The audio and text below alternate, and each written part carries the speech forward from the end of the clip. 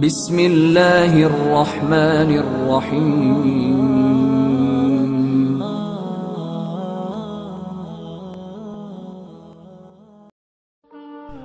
کامیاب کون ہے؟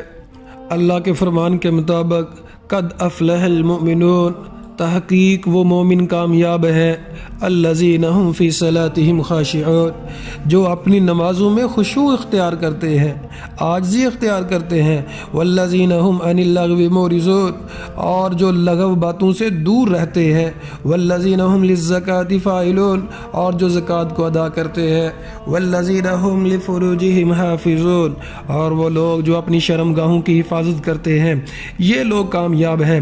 اللہ تعالیٰ نے دوسری جگہ پہ فرمایا قد افلح من تزکا، کامیاب وہ ہے جو اپنے نفس کا تزکیہ کر لیتا ہے، وذکر اسم ربہ، اور ذکر کرتا ہے، فصلی، اور نماز پڑھتا۔ تین کام جو کرتا ہے وہ کامیاب ہے۔ جو اپنے آپ کو پاک رکھتا ہے گناہوں سے، جس طرح انسان اپنے جسم کو، اپنے کپڑوں کو پاک رکھنے کی کوشش کرتا ہے، کامیاب جس نے ہونا ہے وہ اپنے آپ کو گناہوں سے پاک رکھنے کی کوشش کرتا ہے اور اللہ تعالیٰ کا ذکر کرتا رہتا ہے، کیونکہ ذکر کرنے سے دلوں کو سکون ملتا ہے، اور جب دل کو سکون ملتا ہے تو انسان کامیابی کی زینت چڑھنا شروع کر دیتا ہے۔ فصلی، اور جو نماز کی پابندی کرتا ہے۔ اب اللہ تعالیٰ آگے فرماتے ہیں بل تؤثرون الحیات الدنیا، لیکن اکثر لوگ جو ہیں جھوٹی عزت چاہتے ہیں، جھوٹی کامیابی چاہتے ہیں، اصل کامیابی کی طرف تو تم آتی نہیں ہو۔ بل تؤثرون الحیات الدنیا، تم تو دنیا کی زندگی کو ترجیح دیتے ہو، اور جو دنیا کی زندگی کو ترجیح دیتا ہے وہ کامیاب کیسے ہو جائے گا؟ والآخرۃ خیر وابقیٰ، اور آخرت جو ہے وہ بہترین ہے اور ہمیشہ قائم رہنے والی ہے۔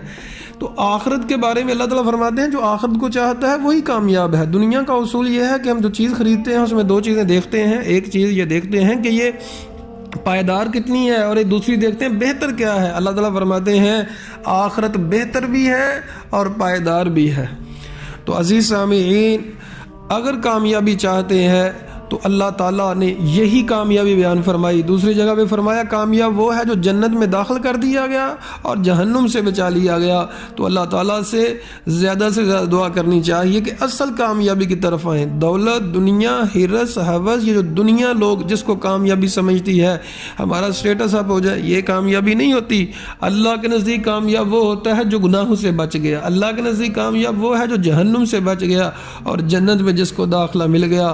اللہ سے دعا ہے اللہ تعالیٰ ہمیں اپنے آپ کو پاکیزہ گناہوں سے بچنے کی توفیق عطا فرمائے اور آخرت کی فکر عطا فرمائے، جنت میں ہم سب کو جنت الفردوس عطا فرمائے اور جہنم سے بچا لے۔ آمین ثم آمین۔ اقول قولی ھذا استغفر اللہ لی ولکم ولسائر المسلمین۔